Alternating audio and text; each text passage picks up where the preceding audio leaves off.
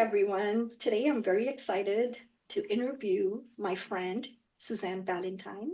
She is a yoga teacher, but she is also one of my first teachers. I consider her one of my teachers, my spiritual teachers. And I'm very, very excited to interview her today on the Afterlife podcast. Suzanne, thank you for being here. And I want to just let everybody know that Zan and I call her Zan quite affectionately. And Zane and I have known each other as going on 8 years, and I consider our friendship to be very special.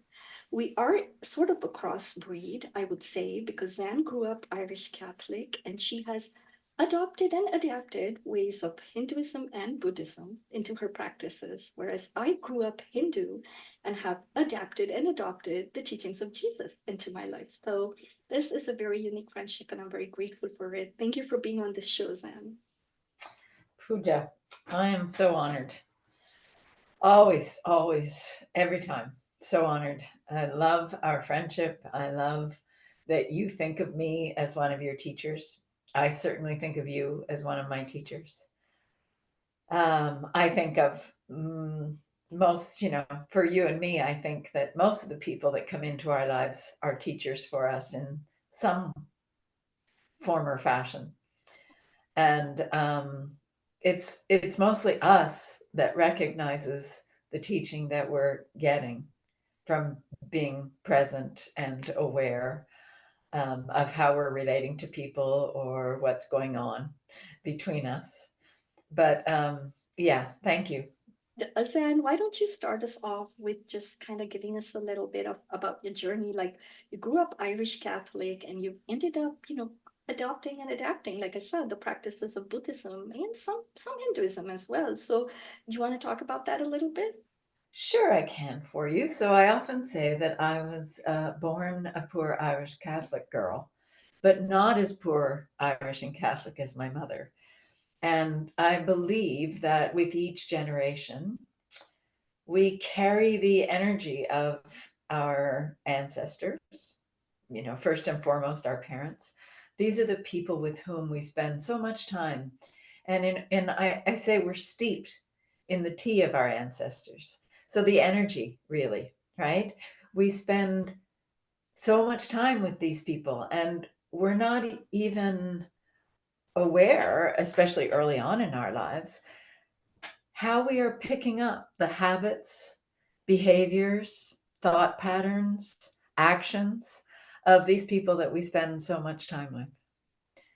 So it comes to be our work as we wake up, if we wake up, to see how all of that behavior, those actions, those thought patterns have inhabited us in a way, because they're habits, but we imitate those, right? The easiest way to learn is imitation, which I take from a Chinese philosopher. The most bitter way to learn, just to finish that thought, the easiest way to learn is imitation, the most bitter is experience, and the most noble is reflection. So if we see ourselves, I could just let it go there. We begin to have this capacity to unwind some of the behaviors and actions and thought patterns that have been sort of downloaded into us, if you will, through by this imitation and experience. It isn't all bitter. Some of the experience is um, lovely. Um, and sometimes because we're having a good experience, it's not necessarily not bitter either, because then we take, that behavior or pattern or experience that we've had, and we maybe give it too much positivity or anyway, we still have to continue to question what Mhm, we've taken on in our habits. mhm, And you and I know, Pooja, that as people who are very interested in health and wellness, mhm, that if we discover that something about us that we've taken on mhm. by family lifestyle imitation is not that healthy, we can't, in a way, forgive me, everybody, continue to say, oh, it's genetic. Mhm. Because there's a great portion, this is another story, of course, but this is one of the reasons that we do want to wake up and see whether or not the behaviors and thought patterns and actions that we take, the beliefs, the core beliefs, the values that we take from our families and our past generations, do we are we being served by them, or are they a bit of a hindrance? So at some point, of course, I woke up and realized that a lot of my behavior and thought patterns and beliefs were the behaviors, thought patterns, and beliefs of my mother. And I say that not even knowing if my mother adapted them, just by virtue of osmosis, in a way, is what happens, by imitation, by just having them downloaded, or if she took the time to reflect on what was and what wasn't. And of course, I know that she did, because we had many conversations as she was aging. Sometimes we didn't even have the conversation. She would just make a comment, and it would leave me so surprised that she'd stepped outside the dogma. But it made me smile too. So I would also just take a breath and think, oh, good. She's also stopping to reflect about some of the things that she's inherited. Um, so yeah, at some point, I think I would have to, well, just when I was 19, I got interested. I discovered that there was such a thing as Christian meditation. Mhm. So I took a course called The History and Practice of Christian Meditation, which was taught by a Benedictine monk. And I used to go to, I forget what they called it. It was an old estate that had been donated, a priory. It had been donated to the Benedictine monks, and I would go for meditation and vespers. And I didn't know what I was doing, but I liked it. I liked the ritual. I liked being quiet. Mhm. I liked the idea, of being there. And I always wondered, why the heck didn't anybody in our catechism at church ever talk about this meditation that was available to Christians? The only thing I knew was that my mother had a cousin who became a Carmelite nun, and she was silent for 2 years. And I just know that that completely fascinated me for some reason. Mhm. And sometimes the things that stick with us, especially the things we don't understand why, are the things that we will continue to pursue for some reason. Mhm. In a book by Lama Surya Das called well, if it's in my bookshelf, I'll be able to see it from here. It is. Hang on a second. Oh, sure. Thank you. Awakening the Buddha Within, Lama Surya Das. Mhm. And he talks about paying attention to this pithy information, this information that sort of sticks out for us on our path. Mhm. Um, so the people who say things, they become our teachers, even if we never actually meet them, right? We just hear something, and for some reason it touches us Mhm. here in our hearts. Or um, so I, yeah, began this journey sort of seeking and being curious, but having no idea what I wanted to do with it. And after being at university for a couple of years, I came back and I went to the priory and I saw Father Lawrence, and I asked him, um, or I told him, I don't really know why I keep coming back, because I'm not going to church, and I I don't even, I didn't even know how much of it I had even uh, worked with, like processed at that point in my life, early 20s. Mhm. And he said to me, well, then just carry on with your life and see whether or not it keeps coming back.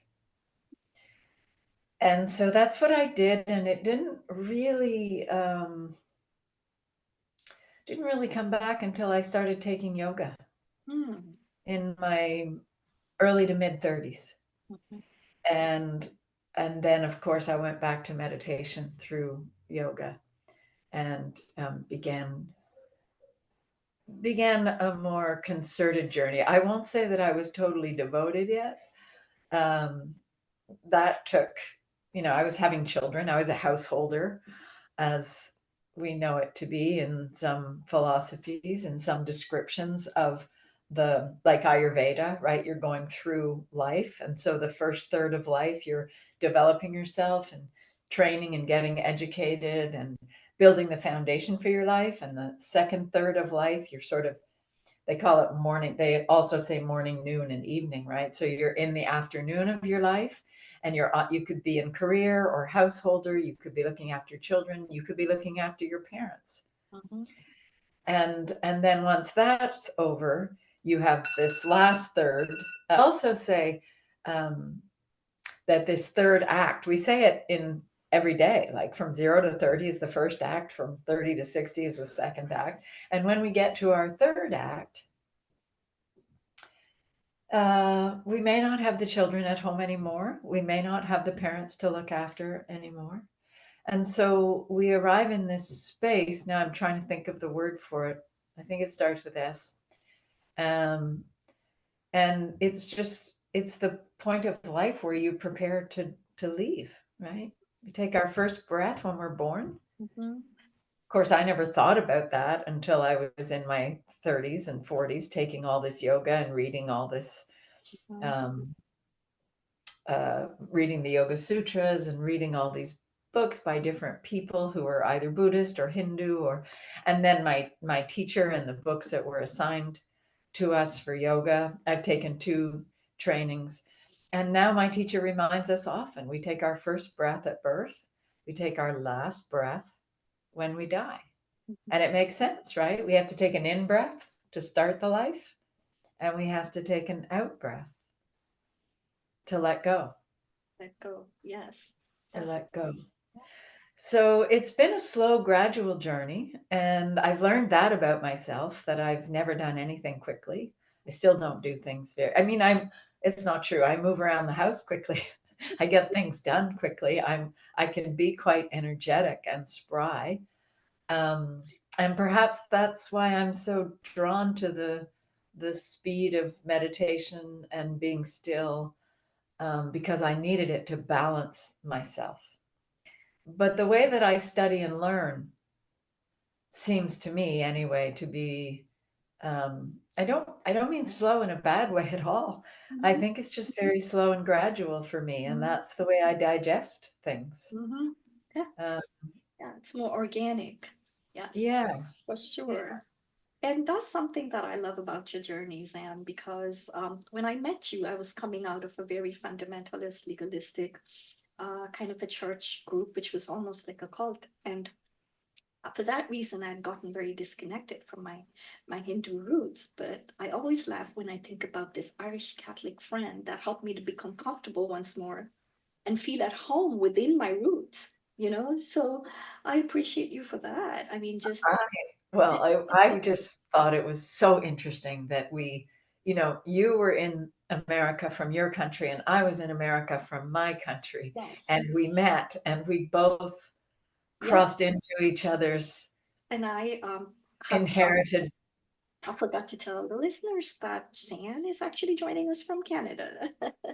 so, so I yes, am. yes, I'm joining you absolutely. from And Canada. the other things, and we talk about spiritual things, we talk about the afterlife. On this afterlife podcast, I interviewed a lot of people that have had near-death experiences, been on the other side, you Mhm. know, however you want to call it, the fifth dimension, heaven, astral plane, use whatever word makes you, that Yes, consciousness. sense. You can just call it pure consciousness, Pure right? consciousness, right? And then when Yeah. we come back, their lives are changed forever. And I've Mhm. often thought, that what if, maybe we don't need something like that always to have a big change or a big transformation. And Yeah. I know you had an NDE, which wasn't exactly like you didn't leave your body, but you almost No. had a very similar experience. So can you talk about that a little bit? Sure. And I didn't even when things happen sometimes and you don't die, you're so caught up in the aftermath of the accident. So for me, it was a car accident. And And of course, my mother was injured and my sister was injured. And so I had to drive us to the next nearest, get our bearings, first a rest stop and then a hospital that people at the rest stop were able to direct us to. And it wasn't necessarily life threatening. My mom had a fairly severe head injury that, blackened both her eyes and she had a concussion. So they kept her overnight to observe her. Um, but yeah, but I remember I was in the back seat because I'd let my sister drive. And we were going over an overpass where you've all seen the signs that say bridge may be icy. Because bridge is ice first, it's different wording, but we've all seen those signs. And so as we were heading over the bridge, my sister hit black ice. And of course, our first instinct is to hit the brake, which set the car spinning. And I had, sort of been watching. It was dark, it was nighttime, and it was December. We were on our way to my brother's for Christmas. And I had seen guardrails, no guardrails, guardrails, no guardrails. So when I heard my mother say, "Here we go," I thought we were going, like no guardrail. And I knew that the side of the road was lower down. We managed to make it over the bridge, I think. It's been more than 30 years now. And thank God, because we spun a few times, we ended up heading into a guardrail, which stopped us. And, again, by the grace of God, the universe, nature, in that moment, there was nobody else coming because we were perpendicular to the road when we came to the stop. But I will say that in that moment that my mom said, "Here we go," I feel like it must have been a very um, innate effort to just say, "Okay, here we go, let go." My life did not flash before my eyes. I don't remember feeling terrified. I remember just saying, "All right, then, I'm going to have to surrender to this." Right? This could very well be the end, and I don't have time to think about it. So I'm just going to relax. And I remember feeling, I just showed you this book that I'm reading, How We Live is How We Die by Pema Chodron. And she's talking about dissolution. And it just occurred to me that I had this innate capacity or awareness or wisdom to just let go, not to fight it. And then, of course, there was quite a blow, and nobody said anything for a moment. And then, you're a bit in shock, right? And then we started to reach out for each other. Are you okay? Are you? And unfortunately, my mother had taken her seatbelt off to take her winter coat off because the car had warmed up since we'd stopped for gas. So she wasn't buckled. And she went right into the windshield and broke it with her head. But I didn't know, right? I didn't know because it was dark. I couldn't see that, right? So that's what I mean about I had this experience, but I didn't have really time to process it because I knew that my sister was in pain from having the seatbelt and getting the big jolt. And I was somehow holding myself.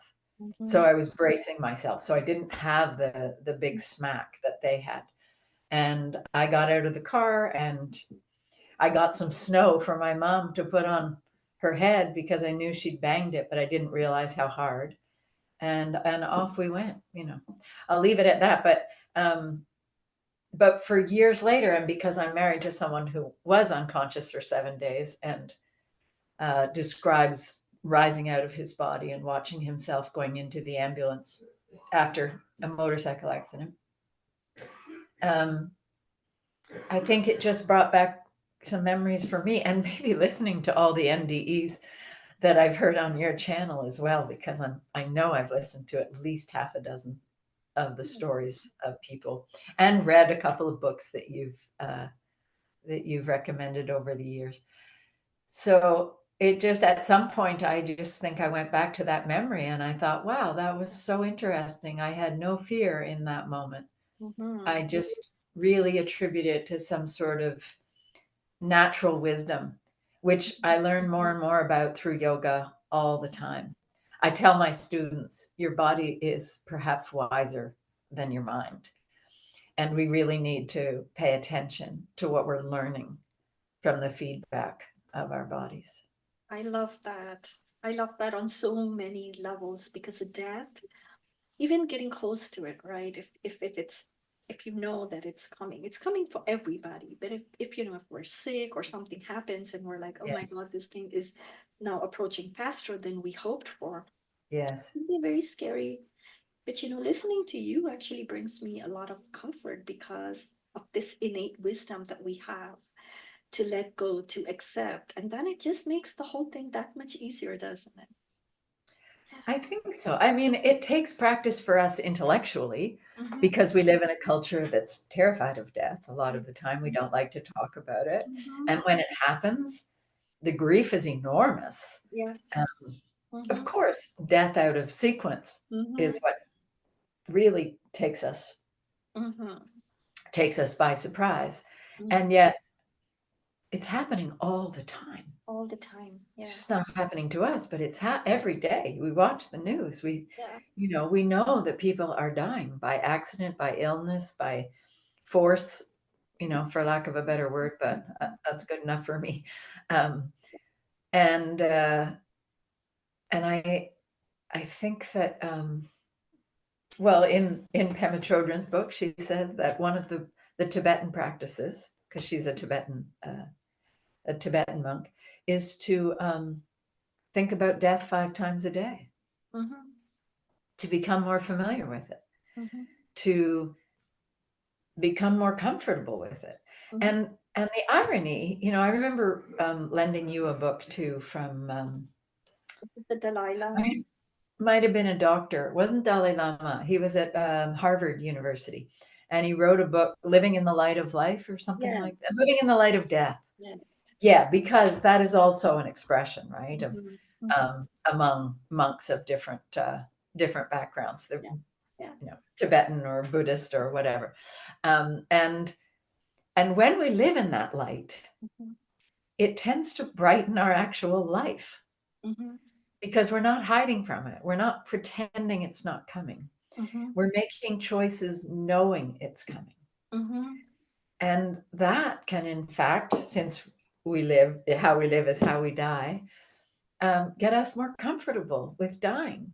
I also I found this title interesting too, right? Because I have I wasn't able to be with my mom as much as I would have liked as she was dying because I wasn't here in Canada.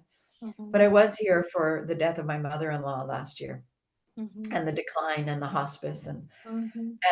and I just remember that expression, how you live is how you die. I've heard many people say it.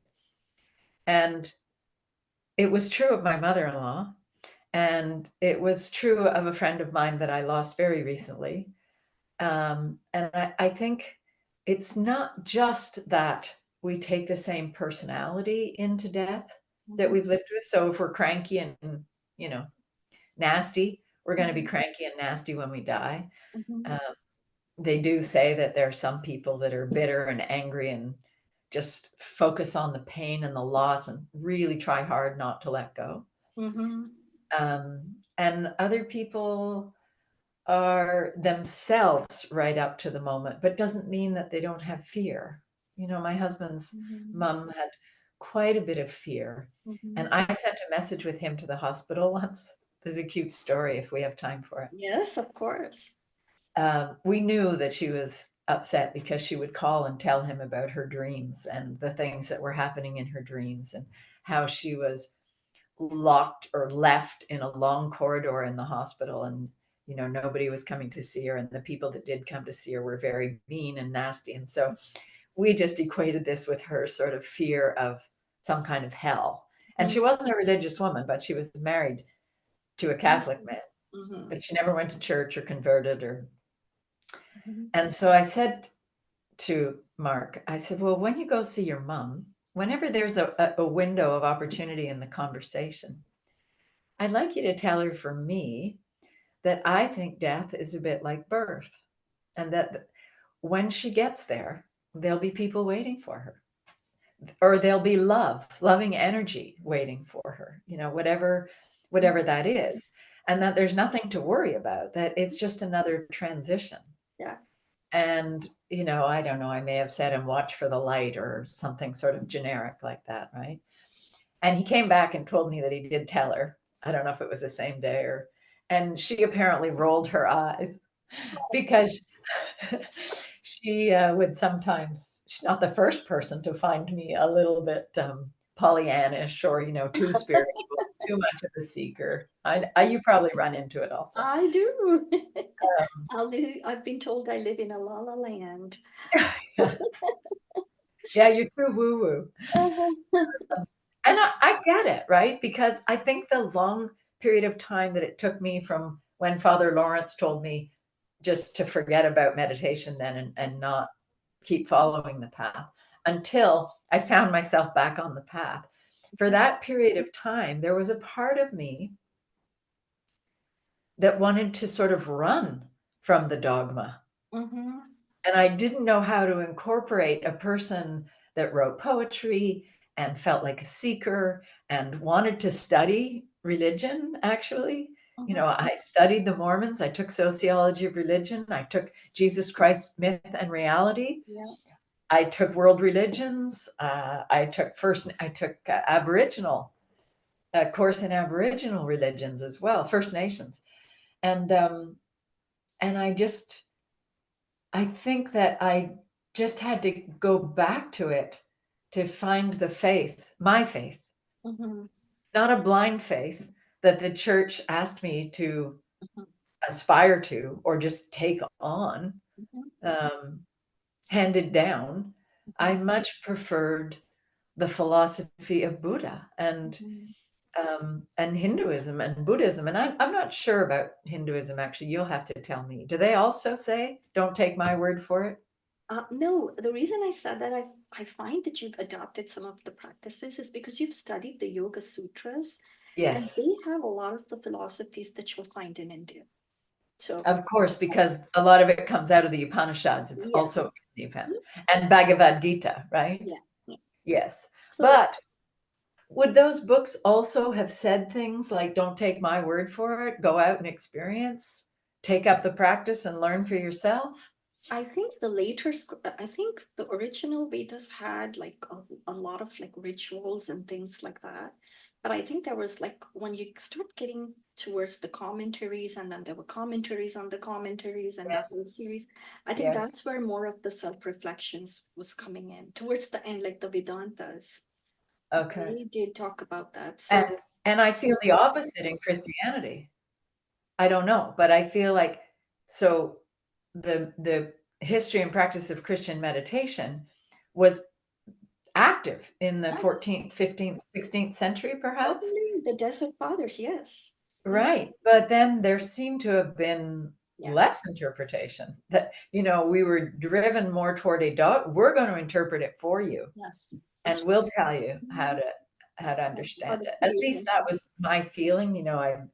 I Yeah, I certainly have no problem with people who follow the teachings of, as you know, the yeah. teachings of Jesus, Mhm. and who call themselves Christian. Yeah. Um, Um, but and I could I'm go off on also I'm wary of who I'm reading and what's and, being interpreted. and I And could go off on a whole tangent about the yes, teachings one could. versus the teachings that you get from an institution. Sometimes they're not the same. Organized. Yeah, Yeah. organized. Yeah, Yes. same in all religions, actually. And Mhm. I prefer to leave that to religion and come back to mysticism, Yes. into the mysteries, Yeah. into ancient wisdom. Hmm. I find them very different than modern religion. Yes. Yeah, because Definitely. I'm fascinated also by Kabbalah, Yeah. depending on which Jewish person you ask, actually, Mhm. because I've heard different Jewish people. Yeah. Um, but I think Jewish mysticism is as fascinating and inviting and rich with wisdom. Yeah, Yeah. I hear you. I hear you. That's the thing. We live in this world where structures are important, and yet our hearts and our souls, and you and I have talked about this before, we want to run off into the woods and write poetry and commune with God, Yes. but yeah, but in society, I guess we need some rules and we need to abide by some things. So I guess religion does have a place and a Yes. value in that sense. So that was just quickly, those 10 years then were me trying to figure out how do I navigate the dogma they taught me that I'm supposed to keep practicing in order to get into heaven, Mm, and my doubt. And I found, I mean, there's lots of things. Of course, I had lots of experiences. I lost my father when I was 20. And so there were difficult times, of course, that also undermined my confidence and my faith. But it's really yoga and studying the Yoga Sutras and the yoga texts that I've read that have brought me back to faith in myself, confidence in myself. mhm, And I think that's the most important piece that we can help people find and mhm, discover and continue to work with so that they can find that inner wisdom. And when it's your turn to let go, you can let go. You're going mhm. to trust. You're going to have faith. Yeah, absolutely, absolutely. And you kind of read my mind because my next question was actually going to be that about, a lot of the NDE stories that I've heard and people that I've interviewed. And a lot of the data is coming out of the University of Virginia, the International Association for Near-Death Studies. I'm a member of that. And we they look at the data and they try to find the commonalities, right? And definitely there's two things. One is how you live is how you die. That actually turns out to be very, very real, because a lot of times people, the state in which they die, right, like their consciousness or their reality, Yes. they carry Yes. that forward. And Yes. that's possibly their immediate experience, not the trauma, like not if they were in a car accident, they're not experiencing the trauma, but they're experiencing who they are, their very essence. And that, you know so there's that. But then also on the other side, they talk about love and connection. And I've Mm. often wondered, and again, this is going back to my love for the teachings of Jesus. And one of the things, is the Lord's Prayer that I love very much. And there's a line in there which says, your kingdom come, your will be done on earth as it is in heaven. So right there's a clue for me that there is a heaven here too. Or Oh, that at least absolutely. that's the end game, or that's the end goal. At least that's how I look at it. Yes. Like the whole Yes. planet is to be Yes. lifted up to that vibration, right? Do you feel that in your practice of yoga, do you feel that love, that connection, finding that kingdom within? Um, Oh, absolutely. That is the purpose of meditation, is to mhm, find that stillness and that spaciousness mhm, and samadhi, this union mhm, with everything, so that you're not caught up in conception, concepts. I mean, conceptual thinking. You're mhm, not caught up in worry. You're actually not caught up in the world of name and form. mhm, There's no need to have an aversion for anything or want more of something else. mhm, Um, we don't have attachment. We don't have um, disgust. It's not, it's not a mhm, very common word in the sacred text, but I'm using it in the aversion is the better word. You mhm, just everything is sattvic. Everything is clear, mhm, crystal clear.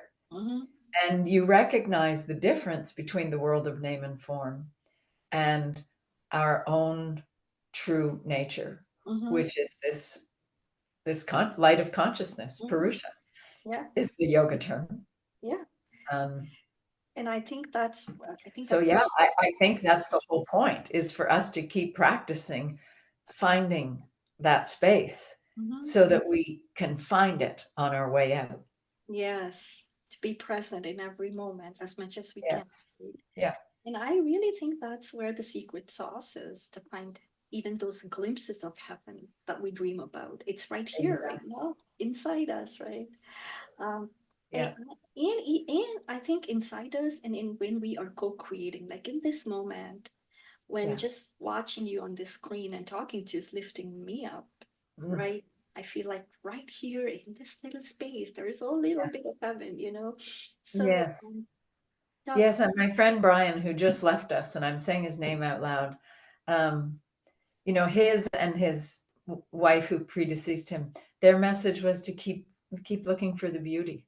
Mhm, And it is the beauty that is the love, that is the connection, that is the true essence. mhm, That's our true essence. mhm, And I feel that the stillness and the slowing down and the time to look inside a flower and the time to notice the change in a bud overnight, mhm, um,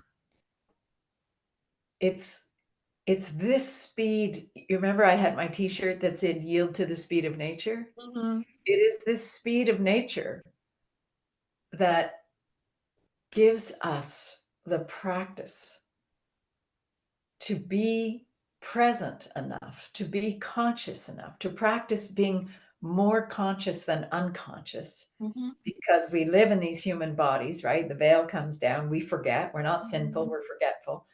Um, and because we practice so much, we're not going to miss it. mhm, And it's in the slowing down that we also find out more and more about the values and beliefs and teachings and downloaded information, but mhm, the automatic stuff, the unconscious behaviors and thought patterns, we can't see them unless we slow down to pay attention. mhm. So, can I give you an example? This is from the notes that I sent you the other Yes, day. please. I just have to read my note again to jog my memory. That's totally fine. Right. Okay. So I think this is a stellar example for this. And I hope that you and your listeners get this. My son was here and he was telling me something about work and, we're all each other's teachers, right? Yeah. And I began to have a reaction to what he was saying to me. And and it happened to be the day that my friend Brian died. So my brain was a little bit foggy. I was sad. I had spent some, time being very distracted by the loss and the shock, which is just part of being human. So I found myself sort of being short and not thoughtful and coming entirely from an unconscious reactionary place. And I said some things to my son, which I felt justified. And he soon dismissed himself from the conversation. It wasn't rude, but he saw what was happening maybe faster than I did, which is the beauty of passing it on from generation to generation. Because I was in that moment about to pass on something that was unconsciously ingrained in me, a reaction to something he said about whether his work ethic or something. And so I behaved the way my parents would have behaved with me. And he caught it. And he sort of saw that that was just coming from this irritated place behind the veil, unconscious. I wasn't awake. I wasn't creating Mhm, a heaven. I mhm, wasn't creating love. I wasn't creating warm connection. And after he left, I sat with that and I was able to see exactly what happened. I didn't use any skillfulness in my response. I didn't bring myself, like, take a breath and become conscious and recognize a bad teaching, an untrue teaching that had just been downloaded into me, and a belief that I was then going to impose on him. mhm, But he and I have done a lot of work together, and he's done some yoga and he's worked with my teacher, and he's much more aware in his 20s than I was in mine. So we had a conversation about it later, and I said, that wasn't me talking to you, that was my mother or my father, right? That was a very unconscious opinion mhm, that came out of me as a reaction. It wasn't thoughtful or skillful, there was no reflection. And afterwards, I just, I felt grateful for that moment because that moment was a teaching. That was the real teaching. Is how could I have been more conscious in that moment? How could I have come from a place of kindness? How could I have just asked a question to provoke some contemplation in my son rather than a critique, what felt like a criticism or something pejorative? Mhm. Um, so yeah, that's what I wanted to share with. That's the difference between heaven and hell for me, in a way. I mean, it's heaven and hell are big words for that little moment, but that's the difference between unconscious and conscious, Unconscious, yeah. which, I would say unconscious is a little bit more like hell and conscious is a bit more like heaven. I actually am very glad that you shared that, Sam, because that brings me to my next point. I talk to a lot of people. We're all trying to build our practices, whether we're trying to connect to spirit, God, you know, spirituality can, but I have also found that whether it's religion or spirituality, it can quickly become a trap also, where if we feel like we can't be human or we have to be perfect or always live on that plane, which is not possible, right? So I think practicing self-forgiveness, self-compassion is probably very, very important, alongside no matter what religious or spiritual beliefs we have. Absolutely. And Absolutely. because we are, so I think Eckhart Tolle talks about the pain body, right? Like this Mhm. mass wound, right? In the Yeah. collective. And we're not, Yeah. Individual and collective. yes. And then if you happen to be an empath, double whammy, right? You pick up more of that. So, and also what you talked about, what we learned from our parents and from our culture and Yes. other things, what's right and wrong is so many times determined by your culture, the social norms, right? And Even how we talk to ourselves. yeah, and We just, like you said, unconsciously Mhm. transmit that. And I think the first place for me, especially, where I have transferred that would have to be my spouse and my kids, Mm. because they have to live with me. Yes. So, so having to practice self-forgiveness and that compassion and knowing that we are loved through it all, that no matter, what we do, how it impacts person, if our intentions are pure and if we're, I like to think of it as if truly that wasn't our intention, it's just that unconscious act. I think there's a lot of grace.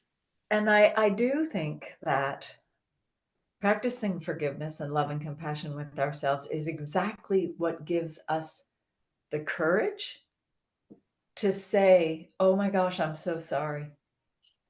That didn't come from my conscious self. That came from my unconscious self. And not to feel badly about the mistakes of being human, Hmm. but be okay with recognizing them and taking responsibility for them. Yeah, yeah. Because this is something else that we also learn in our families. Often, many people can never take responsibility for their behavior because they lived with parents who would never apologize or never admit that they were wrong.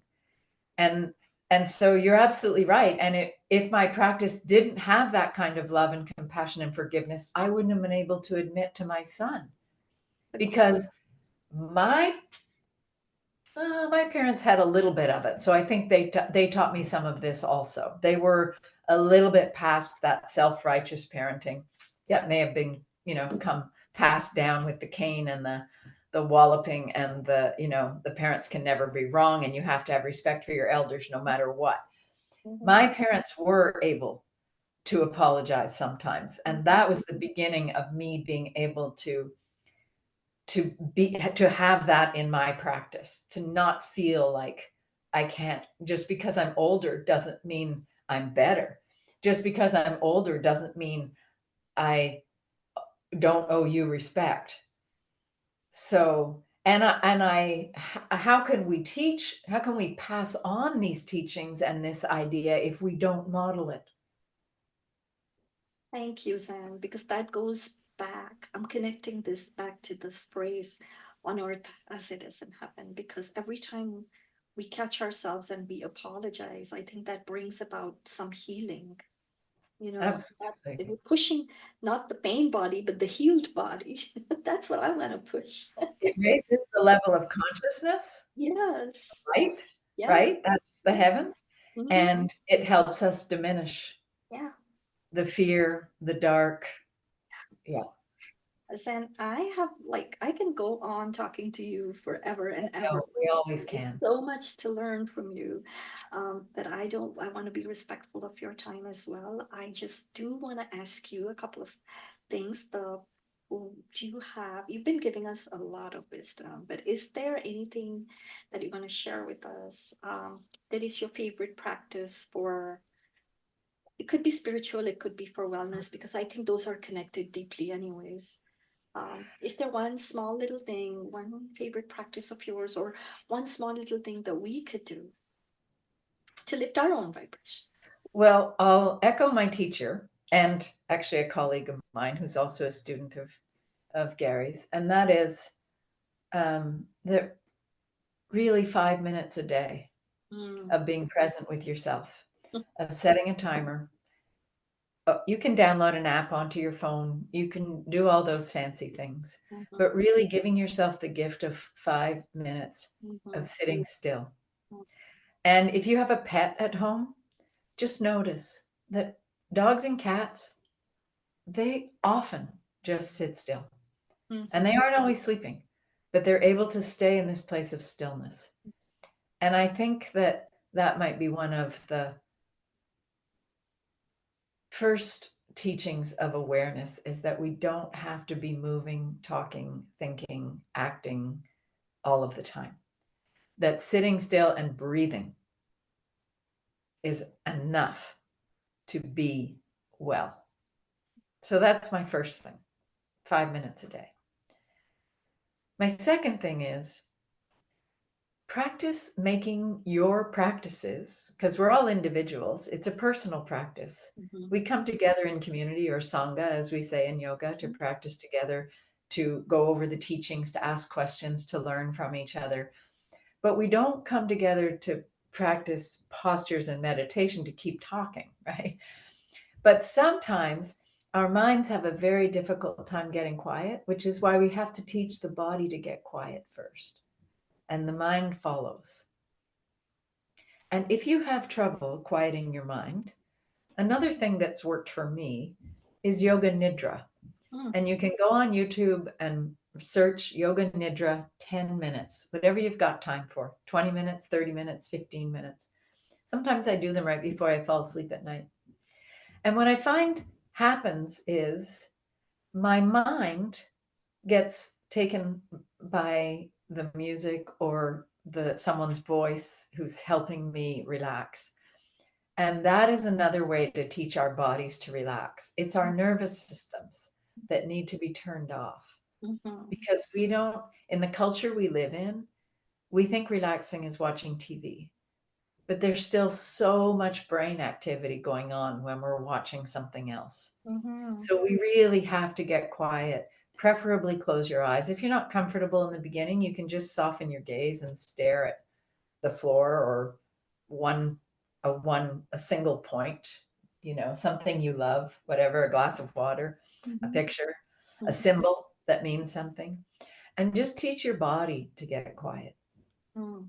And then as your body learns to get quiet, you can maybe spend some time learning some meditation techniques. And Mhm. but it can also be music. Sometimes I listen, look for beauty, follow beauty. Sometimes I just listen to chanting, and it's the same chant over and over again.